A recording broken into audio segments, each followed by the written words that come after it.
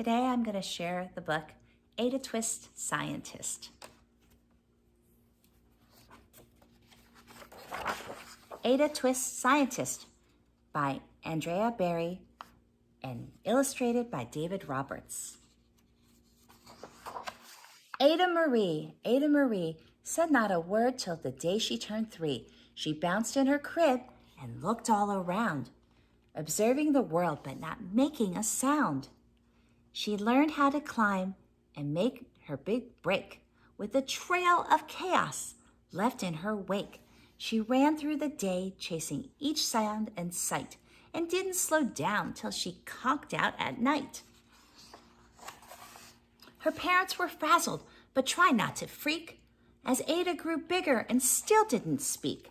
Clearly young Ada, with lots in her head, would have something to say when it ought to be said. That's just what happened when Ada turned 3. She tore through the house on a fact-finding spree.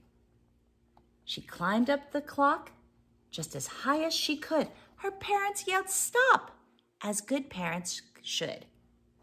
Ada's chin quivered, but she didn't cry. She took a deep breath and simply asked why. Why does it tick and why does it talk? Why don't they call it a granddaughter clock? Why are there pointy things stuck to a rose? Why are there hairs up inside of your nose?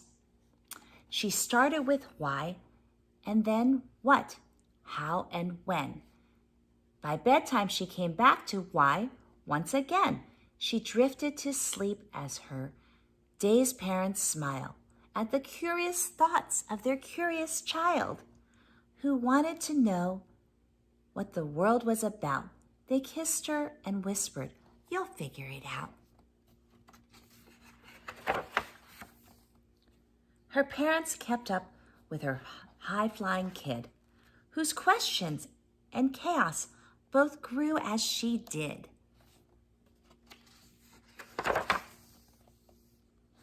Even Miss Greer and her hands were quite full when young Ada's chaos wreaked havoc at school. But this much was clear about Miss Ada Twist. She had all the traits of a good scientist. Ada was busy that first day of spring, testing the sounds that make mockingbirds sing, when a horrible stench whacked her right up in her nose, a pungent aroma that curled up her toes. "Zowie," said Ada, which got her to thinking, what is that source of that terrible stinking? And does it still stink if there's no nose to tell? She started to rattle off questions and tapped on her chin. She would start at the start where she ought to begin. A mystery, a riddle, a puzzle, a quest. This was the moment that Ada loved best. Ada did research to learn all she could of smelling and smells, both the stinky and good. One hypothesis, Ada thought, could be true. The terrible stink came from Dad's cabbage stew. She tested and tested, but soon Ada knew it was time to come up with hypothesis 2.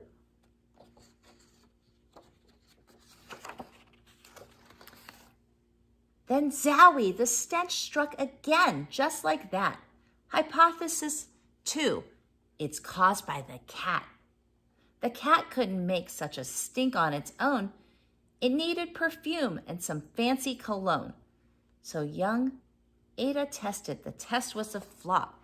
She started again, but her parents yelled, "Stop!" The poor cat, you don't want it in the dryer. Ada Marie, to the thinking chair now by the time we count 3. "Enough," said her mother. "That's it," said her dad. Her parents were frustrated, frazzled, and mad. "Why?" Ada questioned. Her mother said, "No." What? Ada queried. Her father said, go. You ruined our supper. You made the cat stink. Enough with your questions. Now sit there and think. She looked at her parents. Her heart turned to glue. Poor Ada Twist didn't know what to do.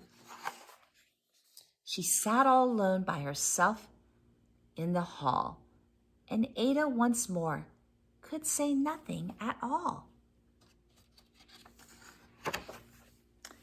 So Ada sat, and she sat, and she sat, and she thought about science and Stu and the cat, and how experiments made such a big mess. Does it have to be so? Is that part of the success? And are messes a problem? And while she was thinking, what was the source of that terrible stinking? Ada Marie did what scientists do. She asked a small question, and then she asked two. And some of those questions resulted in 4.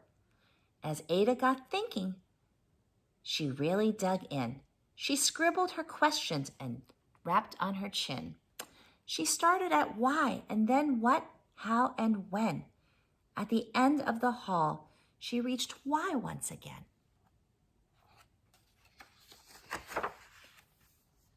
Her parents calmed down, and they came back to talk. They looked at the hallway and just started to gawk. No patch of bare paint could be seen on the wall. The thinking chair was now the great thinking wall. They watched their young daughter and sighed as they did. What would they do with this curious kid who wanted to know what the world was about? They smiled and whispered, we'll figure it out. And that's what they did, because that's what you do when your kid has a passion and a heart that is true. They remade the world. Now they're all in the art of helping young Ada sort fiction from fact. She asked lots of questions. How could she resist? It's all in the heart of a young scientist. As for that smell, what can Ada Twist do? But she learned all she can with her friends in grade 2. Will they discover the stink that curls toes? Well, that is a question. And someday, who knows?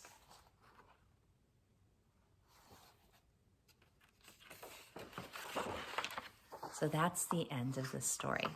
And this is a great book, Ada Twist, Scientist.